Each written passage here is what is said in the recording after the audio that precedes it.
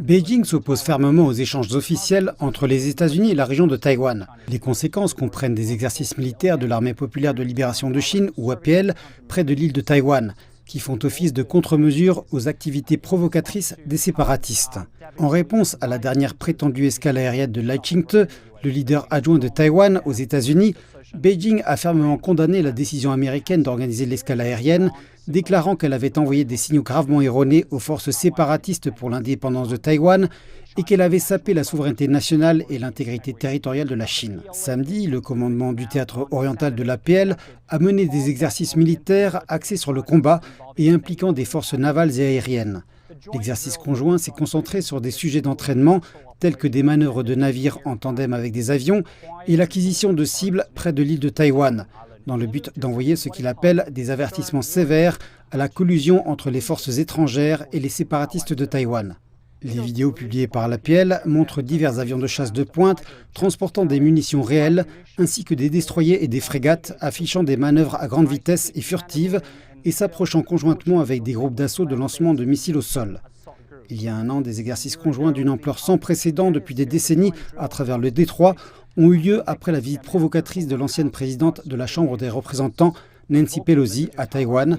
qui avait suscité la vive opposition de Beijing, suivie de 3 jours de ce que les experts militaires ont décrit comme une répétition du plan de guerre autour de l'île, à savoir l'opération de réunification avec un blocus conjoint.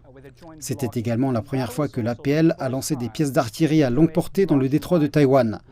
Pour la première fois également, certaines zones d'exercice ont été définies de manière à inclure des zones situées à moins de 12 000 nautiques de l'île de Taïwan. Après que la dirigeante de Taïwan, Tsai Ing-wen, a recouru à la soi-disant diplomatie de l'escale en avril en rencontrant le président de la Chambre des représentants américaine, Kevin McCarthy, l'APL a également préparé ses patrouilles et exercices de préparation au combat autour de l'île de Taïwan, y compris des exercices de tir réel de 4 jours. Par rapport à l'escale de Tsai, les escales de Lai à New York et à San Francisco ont donné à penser que l'administration Biden est restée attentive à ce que Lai, tenant du séparatisme, a dit au sujet de l'entrée des leaders taïwanais à la Maison-Blanche et en évitant tout échange officiel.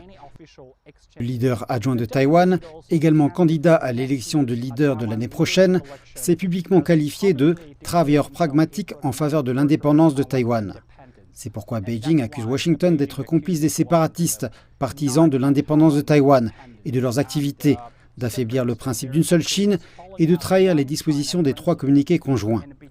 Beijing a réaffirmé que la question de Taïwan était au cœur même de ses intérêts. Bien que les États-Unis aient fait des gestes de bonne volonté en envoyant plusieurs hauts responsables reprendre le dialogue avec Beijing au cours des derniers mois, la question est de savoir si Washington va reconsidérer son attitude envers Taïwan et le principe d'une seule Chine.